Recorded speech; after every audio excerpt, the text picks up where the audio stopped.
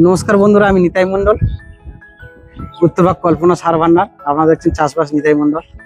আজকের অনেকটা দূরে এসেছি এই আমাদের রবীন্দ্রার জমিটা দেখার জন্য। তার কারণ এটা হচ্ছে উত্তরভাগ থেকে ক্যানিং 17 কিলোমিটার, তাই তো? উত্তরভাগ থেকে ক্যানিং 17 কিলোমিটার, ওখান থেকে এটা 7 কিলোমিটার। 7 আর 17 প্রায় 22, তাই তো? এই 25 কিলোমিটার হয়ে যাচ্ছে, 24। তাহলে বন্ধুরা, আজকে 24 কিলোমিটার দূরে আমরা এসেছি পুরো এই রবীন্দ্রার কথা রাখার জন্য। এই যে ধান গাছের কেসটা দেখো, ভালো করে একটু দেখাও উৎপল। ধান গাছের মাথাগুলো সব এইভাবে শুকিয়ে যাচ্ছে। 16 তারিখে ঝড় এবং শিলাবৃষ্টি হালকা হয়েছে। তার আগে থেকেও বলছে যে হালকা হালকা হচ্ছিল, কিন্তু ওই বৃষ্টি পরে থেকে প্রচুর পরিমাণে, মানে জমিটা পুরো দেখলে বোঝা যাবে যে এটা আস্তে আস্তে আস্তে আস্তে সব গোছে প্রায় মাথাগুলো এরকম লাল হয়ে যাচ্ছে।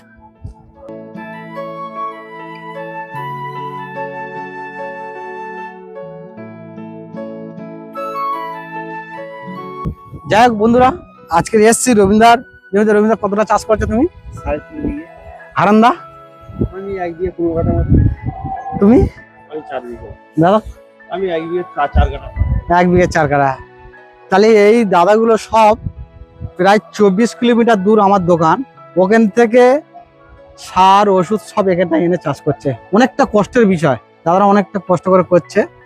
যাই হোক, আর আমি যেটুকুনি জানি, আমার যে সঠিক ট্রিটমেন্ট যেটুকুনি প্রয়োজন, আমি আগে থেকে বলেছি, আগের ভিডিওও বলা আছে, যেটুকুনি প্রয়োজন সেটুকুনি দিই, তাছাড়া এক্সট্রা কিছু দিই না। যার প্রয়োজন হলে দিই, তাছাড়া দিই না, এটাই আমার নীতি। যাই হোক, আজকে রবীন্দ্রা আগের বছরও এখানে আসার কথা ছিল। আগের বছর গাছ খুব খারাপ হয়নি, বেশ ভালো ছিল, ধানও ভালো পেয়েছে, আসতে লাগেনি। এবছর খুব খারাপ গাছের কন্ডিশন। এই যে দেখা পাচ্ছ, মাথা লাল হয়ে গেছে। গাছ খারাপ মানে চাষির মন খারাপ, গাছ ভালো মানে চাষির মন ভালো, এটা আমরা সবসময় জানি। আজকে দেখলাম গাছ একরকম, কালকে আরো ভালো। চাষি মনে মনে একটা হাসি থাকে, মৃদুতে হাসি থাকে, মনটা এর কাছে যেন একটা খুব ভালো একটা রেসপন্স করে। আর যখনই গাছ খারাপ হয়ে যায়, চাষির মন তখন খারাপ হয়ে যায়। হ্যাঁ, আমার এই রবীন্দ্রা আমার তো ফোন করে করে মাথা খারাপ করতে হয়, যদি গাছ খারাপ হয়ে গেছে। হ্যাঁ, এই যে গাছের মাথা লাল হয়ে যায়, আমাদের কতবার ফোন করেছে। যাই হোক, এটা প্রত্যেকের জন্য ফোন করাটা কোনো ফ্যাক্ট নয়, আর এটা স্বাভাবিক। আমার হলেও আমিও ফোন করব, তোমার হলেও তুমি ফোন করবে, যেহেতু এটাই তো আমাদের চাষিরা যারা আমরা চাষ করি, এটাই তো আমাদের সর্বস্ব। আমরা টুকটাক যা ইনকাম করি সব এই যে মাঠের পিছনে আমরা ঢেলে রেখে দিয়েছি। এবার এটাই থেকে হলে তারপর তো বাচ্চা কাচ্চা যা আমাদের সংসার পাতি সব এর মধ্যেই আমাদের চলে, তাই তো নাকি? সব এর মধ্যে। তাহলে এই গাছ খারাপ হয়ে গেলে আমাদের মন খারাপ। সেই কারণে উত্তরভাগ থেকে ক্যানিং প্রায় 24 কিলোমিটার দূরে আজকে এসেছি আমাদের রবীন্দ্রার জমিতে।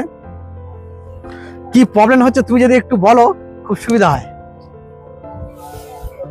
আমাদের চাষ তো এই মানে জীবনের সম্পদ, এটাই উপরে আমাদের নির্ভর করে জীবিকা।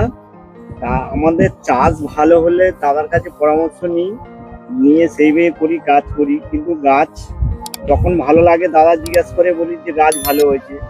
কিন্তু এই পাতাটা, এটা ঝড়ের কোনো কারণ নয়, এটা ঝড় আসার আগে এটা তৈরি হয়েছিল।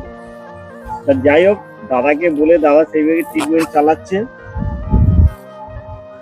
এই চাষ আমাদের জীবনের সম্পদ, আমরা এই চাষের উপর নির্ভর করি। যাই হোক, আমাদের রবীন্দ্রার কথা একটু শুনলে, যে রবীন্দ্রা এই যে চাষ করে, শুধু রবীন্দ্র চাষ করে না, একজন ভালো কারিগর, মিষ্টির কারিগর। উনি মিষ্টি তৈরি করে। আমার দোকানে ওই যখন এই হালখাতা হয়, প্রতি বছর আমাদের রবীন্দ্রা গিয়ে মিষ্টি তৈরি করে।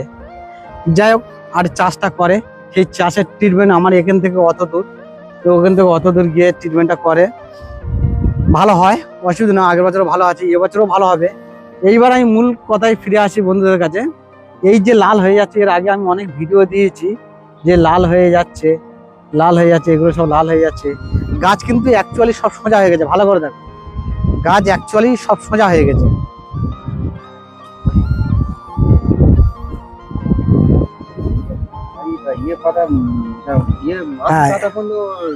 এই যে মাথার পাতা যে লাল হয়ে আসছে, তো এটা হচ্ছে ব্যাকটেরিয়া ঘটিত। ব্যাকটেরিয়া ঘটিত জিঙ্কের ঘাটতি থাকলেও এটা হয়, খয়রা রোগ অনেক সময় বলা হয়।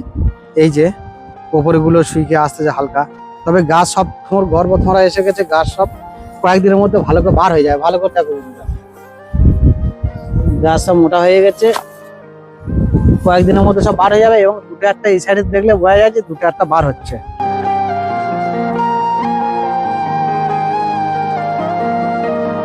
তাহলে আমি বন্ধুদের বলবো এই সময় দুটো তিনটে ওষুধ স্প্রে করবে। এই সময় ন্যাটিভো স্প্রে করবে 10 লিটার জলে 10 গ্রাম দিয়ে পুরো জমিটা স্প্রে করবে। 1 বিঘা জমি মিনিমাম এই সময় 5 ড্রাম জল লাগবে, 10 লিটার ড্রামে, মানে 50 লিটার জল করলে ভালো রেজাল্ট হবে। এতে অসুবিধা হবে না। এটা তো অ্যাকচুয়ালি পাতার মাথা, খুব প্রবলেম হবে না। মেন তো আমাদের এই গাছটা এই মুহূর্তে আমাদের ঠিক রাখতে হবে। এ তো অটোমেটিক ধান যখন বার হয়ে যাবে অটোমেটিক এগুলো শুকিয়ে আসবে আস্তে আস্তে। ঠিক আগে থেকে হালকা মাথাটা শুকোচ্ছে, সেই কারণে আমাদের গাছটা ঠিক রাখতে গেলে ন্যাটিভো, যে টেবুকোনা জল আর থাইফক্সিবিন দুটো টেকনিক্যাল আছে, ন্যাটিভো ওটা দেবো। ওটা দিলে আমাদের ভালো কাজ হবে।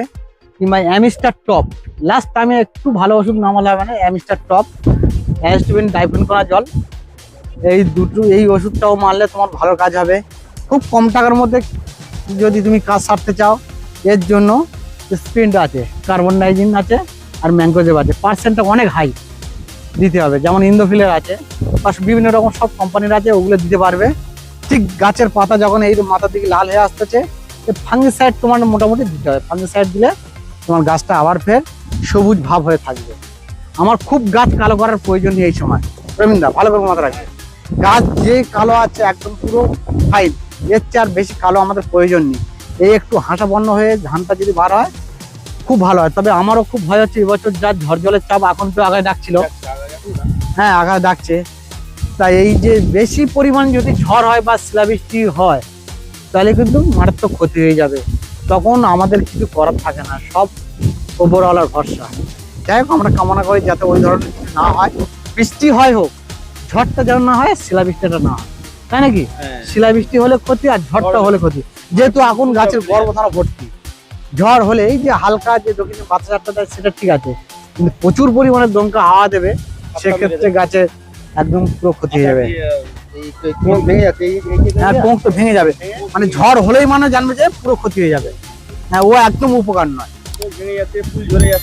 হ্যাঁ হ্যাঁ, ও একদম ক্ষতি। সে কারণে বন্ধুদের বলবো, এই যে ওষুধগুলো বললাম এই ওষুধগুলো মারো, দেখবে এক চান্সে ঠিক হয়ে যাবে। গাছটা ব্যাস একই রকম সুন্দর কালার থাকবে, সবুজ ভাব থাকবে, আর মাথার পোড়া ভাবটা থাকবে না।